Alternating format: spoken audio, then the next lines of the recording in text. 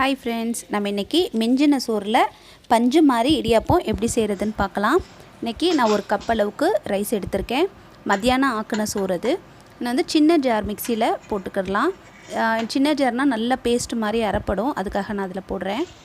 2 இல்லை 3 table spoon அளவுக்கு தண்ணி ஊற்றிக்கிட்டால் போதும், ஜாஸ்தி சேர்க்க வேணாம். பாருங்கள், இந்த அளவுக்கு நல்லா மழுமழுன்னு அரைஞ்சிடணும். கொஞ்சம் கூட சோறு இருக்கக்கூடாது. இருந்தாக்கா நம்ம வந்து இடியாப்ப உரலில் போட்டு பிழியும் போது நமக்கு வந்து அடைப்பு வரும், நமக்கு டைட்டாக இருக்கும், பிழிய வராது. அதனால் முடிஞ்ச வரைக்கும் நல்ல பேஸ்ட் மாதிரி அரைச்சிருங்க. 2 இல்லைனா 3 டேபிள் ஸ்பூன், அதுக்கு மேலே தண்ணியும் சேர்க்க வேணாம், ஊற்றி நல்ல மை மாதிரி ஆட்டிக்கங்க. இப்போது நல்ல பேஸ்ட் மாதிரி அரைச்சாச்சு. இடியாப்ப மாவை நம்ம கொஞ்சம் கொஞ்சமாக போட்டு பிசைஞ்சிக்கிடலாம். நம்ம தண்ணி எதுவுமே இதில் சேர்க்கக்கூடாது. நம்ம ஊற்றி அரைச்சோம்ல 2-3 டேபிள் ஸ்பூன் அளவுக்கு, ஒரு ஜாருக்கும் மொத்தமாக நான் ஒரு 4 இல்லை 5 ஸ்பூன் தான் நான் ஊற்றிருப்பேன். 2 டேபிள் ஸ்பூன் அளவுக்கு எண்ணெயும் சேர்த்துக்கோங்க. கையில் ஊற்றிக்கோங்க எண்ணெய். அந்த தண்ணியே போதுமானது தான். அந்த ஈரப்பதம் போகிற வரைக்கும் கொஞ்சம் கொஞ்சமாக நம்ம மாவு போட்டு நல்லா சாஃப்டாக பிசைஞ்சுக்கிறணும்ப்பா. இது வந்து ரொட்டி மாவு, சப்பாத்தி மாவு அளவுக்குலாம் ஹார்டாக இருந்தாக்கா ரொம்ப கஷ்டமாயிரும் பிழியும் போது.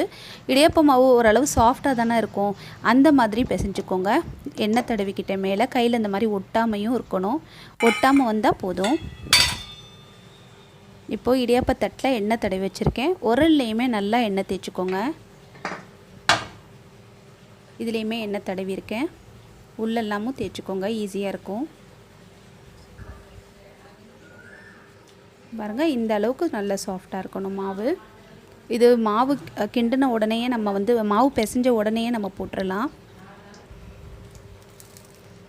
இது வேகிறதுக்குமே ரொம்ப டைம் எடுக்காது, 5 நிமிஷத்தில் வெந்துடும். இது யாருமே கண்டுபிடிக்க மாட்டாங்க ஃப்ரெண்ட்ஸ், இது எதில் செஞ்சது. நம்ம இடியாப்ப மாவு சுடுதண்ணி ஊற்றி கிண்டி செய்வோம்ல, அந்த அளவுக்கு நல்ல சாஃப்டாக இருக்கும். டேஸ்ட்டுமே நல்ல வாசமாக இருக்கும். நம்ம இடியாப்ப மாவு போட்டு தானே பிசைகிறோம், அதனால நல்ல வாசனையாக இருக்கும். கண்டிப்பாக ட்ரை பண்ணுங்கள். இதை நினச்சா நம்ம டக்குன்னு சோறு இருந்துச்சுன்னா டக்குன்னு செஞ்சிடலாம். அதனால் ட்ரை பண்ணி பாருங்கள் ஃப்ரெண்ட்ஸ்.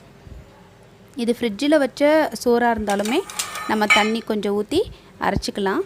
நல்ல பேஸ்ட் மாதிரி அரைச்சி மாவு போட்டு பிசைஞ்சிக்கலாம்.